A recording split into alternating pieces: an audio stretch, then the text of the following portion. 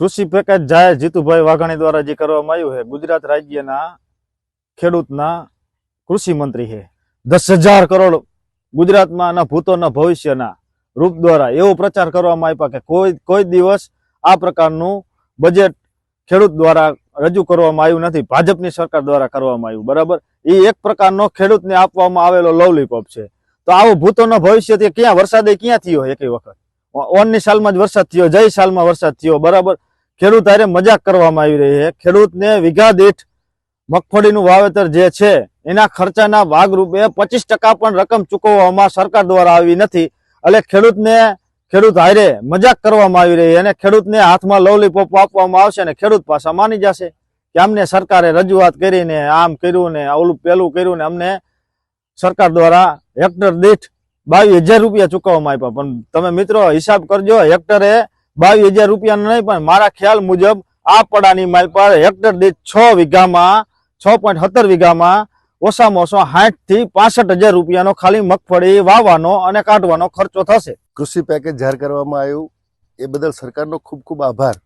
પરંતુ એ જે કૃષિ પેકેજ છે એની મહત્તા જે છેવાડાના ખેડૂત સુધી કેટલી પહોંચે છે, આંકડો તો બહુ મોટો લાગે, ટીવીમાં બોલવું બહુ સારું લાગે કે મુદ્દુ અને મક્કમ ભૂપેન્દ્રભાઈ પટેલની સરકારે 10,000 કરોડ ને આવું બોલવામાં બહુ સારું લાગે, મીઠું લાગે ને મીડિયા જે ચેનલ્સની અંદર ગજવે આખો દિવસ.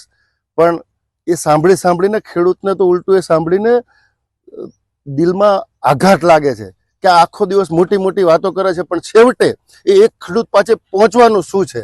તો એ પહોંચવાનું છે હેક્ટરે 22,000.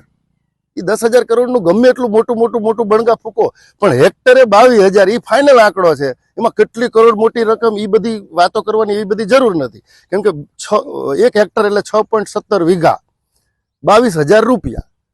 હવે એ 6 વીઘાની અંદર મગફળી કે જે કોઈ પાક ખેડૂત વાવતા હોય છે એનું બિયારણ અને ખાતર ગણો ને તો જ 30-35,000 રૂપિયા થઈ જતા હોય છે. પછી એ જે આખી સિઝન દરમિયાન એની જાળવણી, એની અંદર બીજું જે કાંઈ કરવું પડતું હોય, ખેડૂતની મહેનત, નિંદામણ, વીજળી, પાણી અને પછી કાઢવા માટે જે મજૂર લાગે. હવે બગડી ગયું છે તે છતાંય કાઢવું તો પડશે ને, કેમ કે આ જમીનને પાછી સરખી કરવી પડશે નેક્સ્ટ પાક માટે.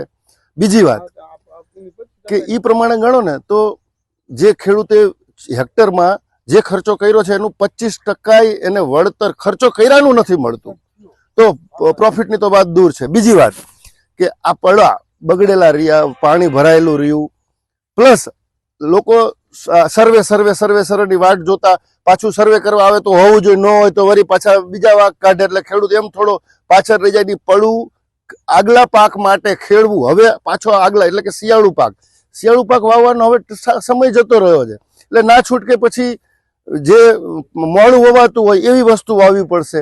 જીરું અને એવા જે સારા પાકો વવાતા હોય એ વાવવાનો સમય પણ હવે ચાલ્યો જવા લાગ્યો, કેમ કે પડા હજી બધાના રેડી નથી થયા. માંગ એ છે કે ખેડૂતોની પડખે જ જો ખરેખર સરકાર રહેવા માંગતી હોય ને તો ખોટા લોલીપોપ અને એ બધું કહેવાનું આપવાનું બંધ કરે.